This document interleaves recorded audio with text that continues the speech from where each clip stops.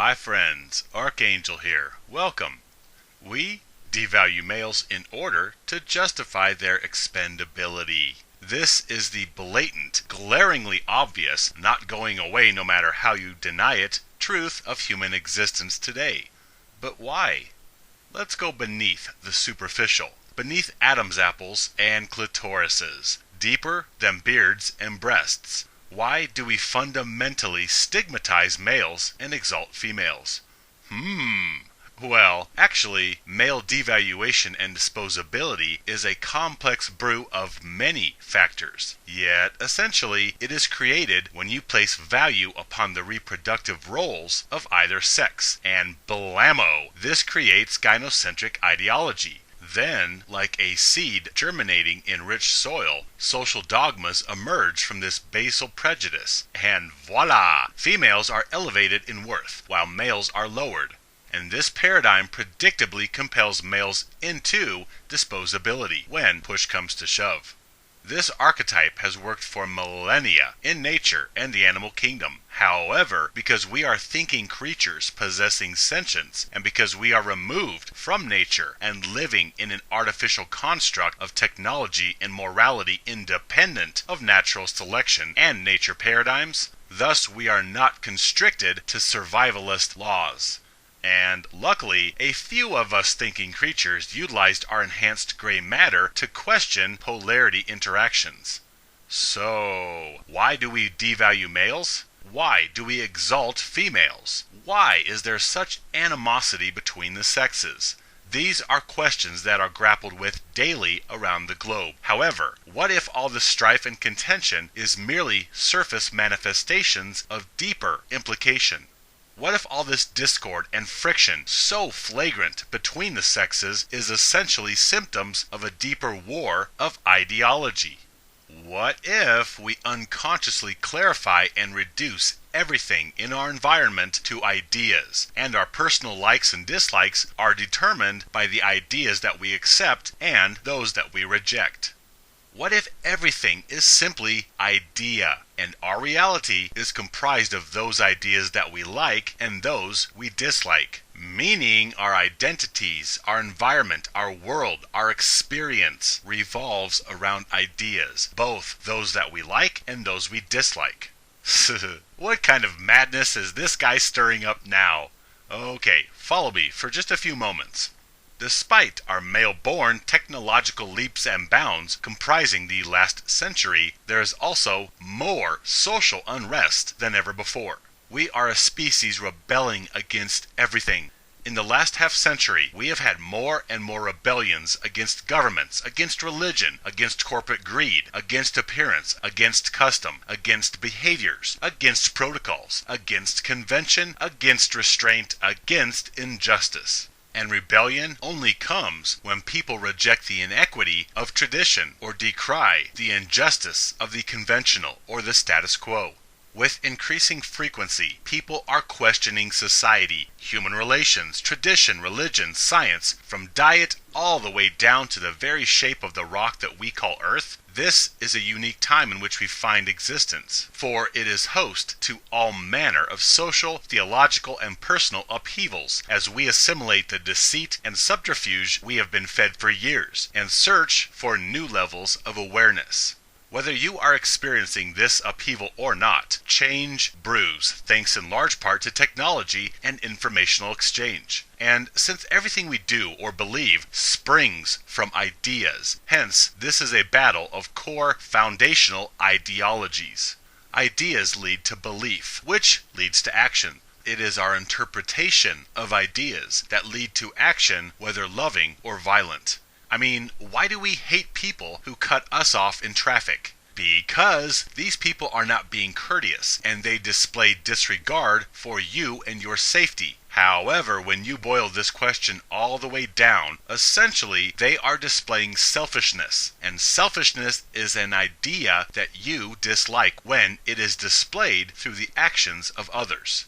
Then on the other hand, why do you like donuts? Because they provide your taste buds certain sensations. Sensations that you have deemed as pleasurable. And when we boil this one down, pleasure is an idea that you are in agreement with. Even though humanity is beginning to critically assess everything we have ever been taught, still, old bigotries, old ideas, like weeds, are not so easily dispatched. They keep reappearing. There is a war of beliefs occurring as trailblazers solicit new human plateaus. Meanwhile, the unconscious masses seek to silence these rebels and continue the same old prejudices that comprise human history. People can sense change and unrest, even if they won't admit it. There is a deep fundamental upheaval of Homo sapiens beginning to precipitate as old social constructs are being called out by the intrepid. Yet the people that adhere to the traditional or conventional are doing their best to spread the same old biases into the future. Yes, there have always been wars over belief, but at its core, we clash over ideas, because belief is merely an idea that one accepts. Think about how curious a thing belief actually is. That even in the absence of evidence, or even in the face of contrary evidence, people will nevertheless adhere to an idea that sounds warm and fuzzy to them. People like the idea of a hero coming to save them, or they might like the idea of an angry parent god who will dispense justice, or they really like the idea of females being softer, cuddlier, and more special than males. Or perhaps they dislike the idea that hairy, grunting man-beasts are as valuable as females. Maybe they dislike the idea that all peoples, all faiths are loved equally, and there is no chosen few, no favorites of God. You can look around and see that people fervently defend ideas, which become beliefs, because they have built their very lives, their very identities around the ideas they have accepted. Gynocentrism, feminism, male empowerment, all are varying degrees of ideas surrounding the human sexes and their interactions. Look at history. You will see the same paradigm playing out time and again. Some people will believe in idea A and some in idea B. Then they try to convert the opposing side to their way of thinking, convert them into accepting their ideas. And when there is an impasse or a stalemate, then we get physical hostilities and war. All wars ever have been precipitated by a clash of belief. We believe you are heathens and should convert to our dogma. We believe your land or your resources should be ours. We believe slavery should be abolished. We believe that we need to police the world or fight for our land or families or liberties, etc. Divergent ideas become prejudicial beliefs, which humans clash over, and this story is written in blood throughout human history. I know. Boring. But follow this white rabbit down the logic hole. Perhaps ideas constitute human hierarchy. Could it be that possibly ideas are the triage tool of humanity used to establish worth and protocol in human relationships? You are either superior or subordinate, depending on your race, religion, financial attributes, etc. Hierarchies are utilized to make societies function, and ideas are used to determine which players in the pack have more value than others, and those of value reign over those of lesser worth. Thus, pecking order is established in this hierarchy that is based upon ideas of beauty or procreation or financial status. Biology differentiates us physically, yet ideas differentiate us intellectually. And since we are thinking creatures who determine existence based upon idea, hence the ideas that humans hold are ultimately the determiners of human identity, interaction, and existence. So, once upon a time, we find ourselves conscious, self-aware, in a hostile, indifferent world. So, being thinking creatures capable of contemplation, we hypothesize and cast forth ideas, explaining everything about our world. Thought begets idea, idea begets belief, and beliefs beget actions. This is where the rubber meets the road. We observe differences in human biology. We make up ideas to explain those differences and establish value. Then, people either accept or reject those ideas and come up with their own. hence we have objective reality where ideas inform beliefs and humans spend the rest of their days clashing over divergent beliefs. Now, some ideas congeal and become collective or societal belief. Then, these beliefs are passed down and programmed into children, who dutifully adhere and pass these on down to the next generation. And eventually, these hand-me-down ideas regarding the machinations of our environment ultimately become laws, canon, societal mores, and deeply held values. Yet ideas are simply musings, hypothesis that has solidified into constrictive paradigm. We have the idea that males represent evil and females represent goodness, and these ideas about either sex act as a prioritizing triage. The things that we consider good are warm and fuzzy and appropriately valued, while the ideas that we hold regarding that which is evil are cold and prickly and thus abhorred. We have these ideas about the genders, and our ideas have solidified into belief and societal prejudice, protocol, and even law. We have these ideas that gender polarities represent the larger paradigm of life, the conflict, the struggle of existence, good versus bad, light versus dark. We see opposites in nature and the universe, and so we thrust this paradigm of opposites onto the genders. So perhaps our hatred of males is our revocation of bad and evil, and since we bestow bad upon males as a general moniker, thus we disparage and dislike males. We hate males because of the ideas they have come to represent: vulgarity, crudity, unsightliness, selfishness, oppression, violence, and all traits or environmental factors that we deem bad or negative, we of course associate as male, and thus our ideas thrust upon the male sex cause us to defile their worth and likewise elevate female worth, for they are representative of purity, wholesomeness, goodness, and benevolence. So really consider this. Is our battle of the sexes really our battle of moral polarity, good versus evil? Or perhaps, at the end of the day, my war against male devaluation and disposability is a war not against the inequities between polarities, but rather a rebellion against limitation. Ideas and words, these are static, constrictive. People in the information age are tired of restriction. They are tired of the limitations of yesterday, tired of government, religion, sex, race, money, and thus we rebel. Females are tired of the limitations of traditionalism suppressing their hypergamy to that of submissive housewives who leech off a single donor source, and thus feminism rises out of this discontentment coupled with societal wealth and technology.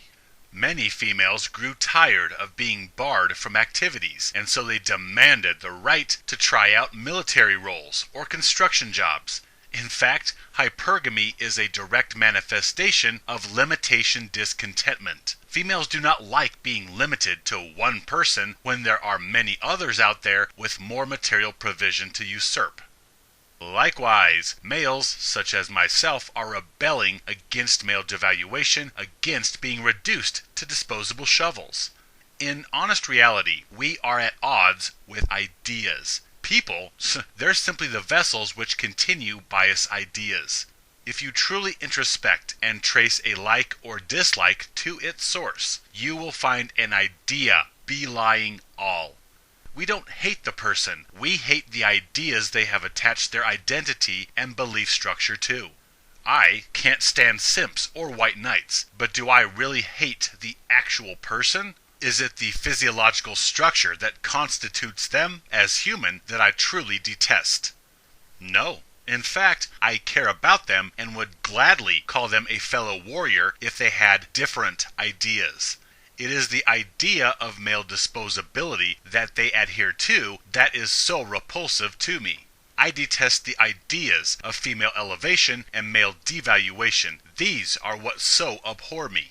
If these folks that I loathe were to reverse course and instead fight for male welfare, I would gladly embrace them and call them brother.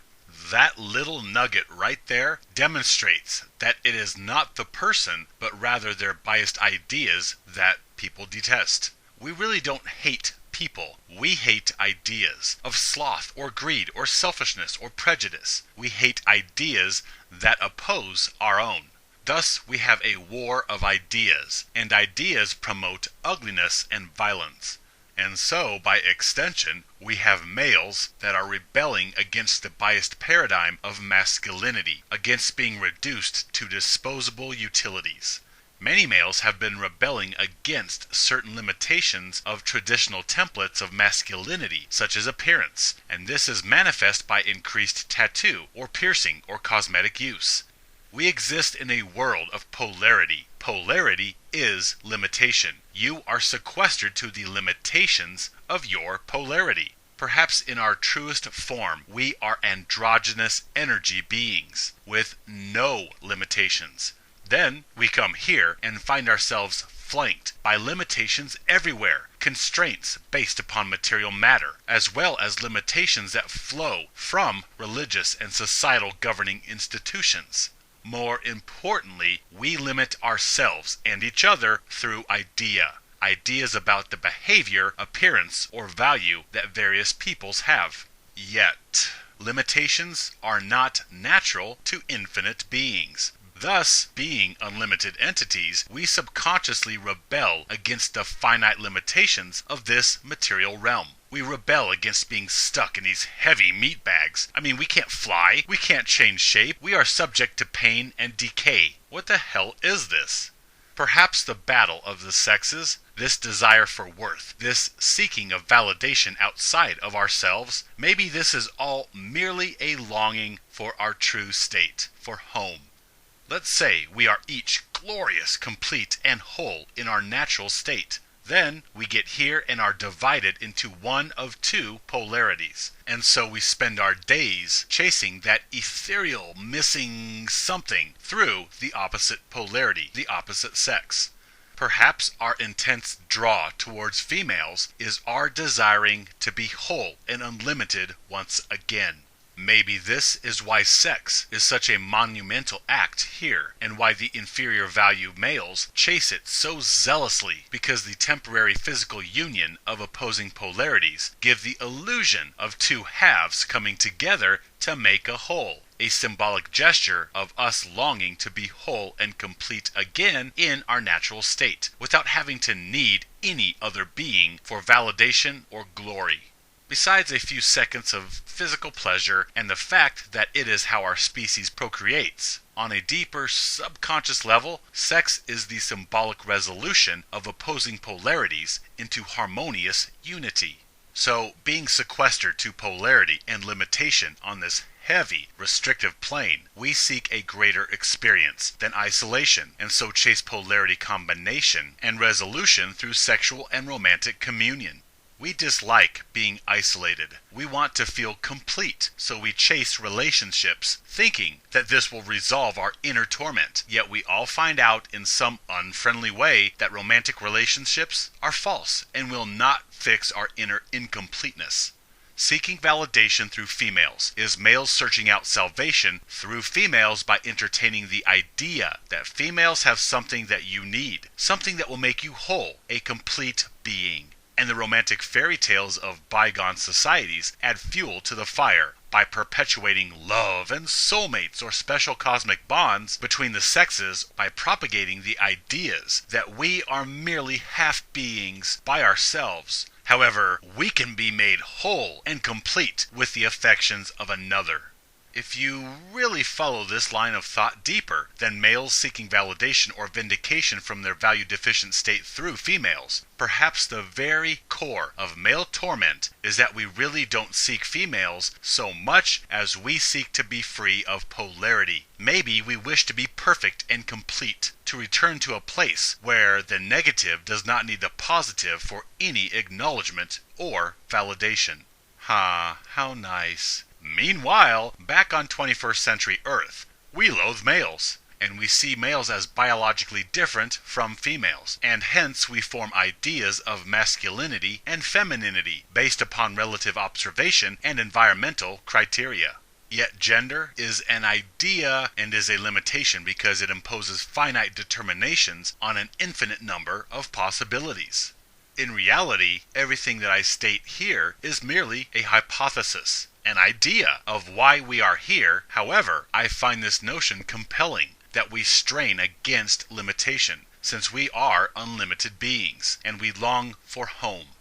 Maybe the rebellion against the opposite sex is a rebellion against limitations, and the rebellion against limitation is a subconscious longing for a place beyond limitation or polarity. In short, a longing for home. This is what we search for all our lives, whether through accomplishment or family or vice. It is all a desire for home, which we can never sate in this reality, which is why people spend their lives searching for that something that they never find. Maybe this incompleteness that romance culture thrives on is the reason males are so incurably addicted to chasing salvation through females, because they are thirsting for the completeness of home. Most people resign themselves to limitations, but deep within, they may be rejecting limitation. We see trans people in increasing numbers, rejecting the limitations and associations with biological sex, and trying a new idea or concept hitherto unknown to them through experimentation.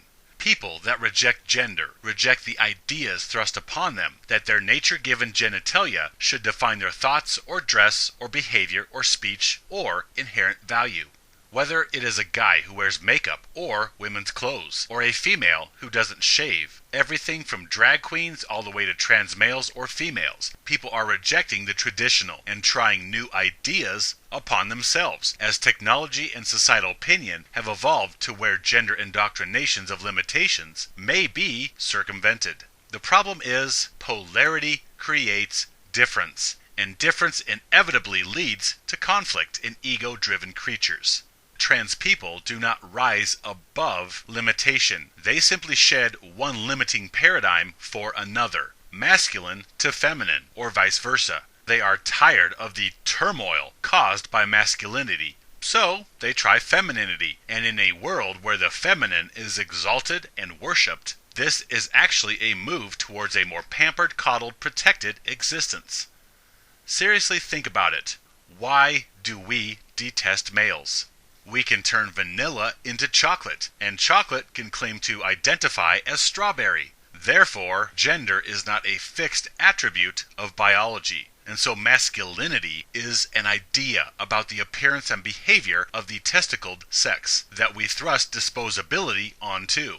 Masculinity, just like femininity, is fluid. Masculinity is an idea of how biological males should look, behave, and think. Sex is a determination of biology. Gender is an idea that changes from century to century. So it is not the actual person, energy, or soul inhabiting the male body that we hate, but rather we hate the idea of masculinity. The idea of grunting Neanderthal fart machines. The idea of oppressive, chauvinistic good old boys. The ideas of raping, murdering plunderers. We hate the ideas of selfishness, vulgarity, and violence that we have thrust onto the male sex. Whereas by contrast, we love the idea of purity, benevolence, and altruism, all rolled into one neat little breasted feminine pastry of deliciousness. Let's put it another way. Hatred of either gender is hatred of the car, not the driver. It is cars hating the externals of other cars. Yet we can now change the appearance and attributes of cars. We can make cars look like trucks, and vice versa. So what is it we actually hate? Gender is mental identifications, and mental identifications are born of ideas, and ideas can be very fluid.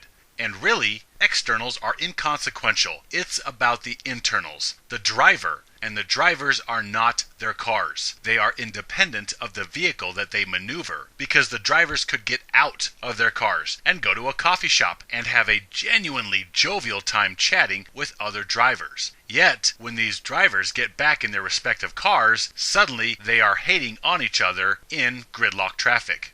So, in light of all of this, since we really are not merely our sex organs, and since our sex organs can be altered, and since we can mentally align with any concept despite what our collective sex preaches, and because we can alter our associations and change our identities at will, since gender is merely an idea about the appearance and behaviors of certain creatures that have certain genitalia, because everything is not so static and boys can be girls and girls can be boys, because everything we think is solid is really so fleeting, temporary, and changeable. Thus, because of all of this, our hatred of males is our hatred of the idea of anything that is not feminine.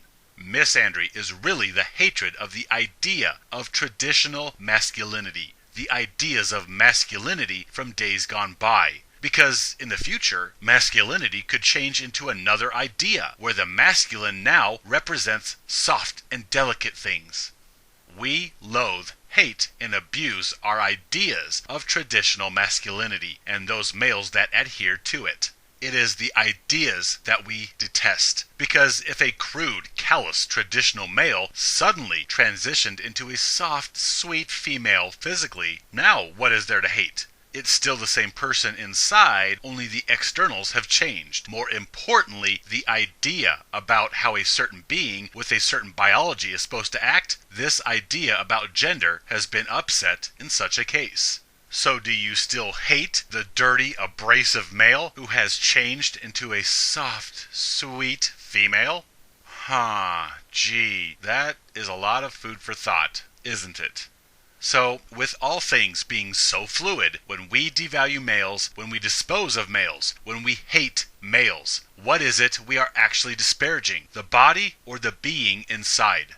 The being inside is infinite and neutral, so I guess it is the male bodies that we mock and devalue. It is the male bodies we use for utility and then simply discard. It must be the shape and appearance of the physical cells on male bodies that cause us to form ideas about those cells, and these ideas inform us to be favoring of one and abusive of the other. Except that we can alter males to resemble females. So now, do we still devalue and discard of the male in the same way, or are they viewed differently because they resemble the human deity, which is females? Love, affection, beauty. These are nice, cuddly ideas. Mean, rough, abusive, these are cold, abhorrent ideas. And these greater ideas of life are what we cast onto either sex as attributes of that sex at large. And thus we judge the sexes based upon the positive attributes we thrust onto the female sex and the negative attributes we saddle the male sex with. Oh yes, lots of mental chew toys here for you to consider. However, with all speculation and hypothesis aside, the one thing we can know, the one thing that we can trace through reason and logic, is that our hatred of males is really a hatred of idea. The idea of males, which we coin masculinity. You see, everything positive in life we associate as female, and all that which is negative or bad we associate as male. We don't hate males, we hate the idea of males. Think about it. This really is a revelation, for when you change your ideas, your beliefs follow. Changing your ideas changes your life. My friends, my brothers, I seek to change people's ideas about male worth and value through my messages. Join me, help liberate others of limiting ideas. Stand with me, live free.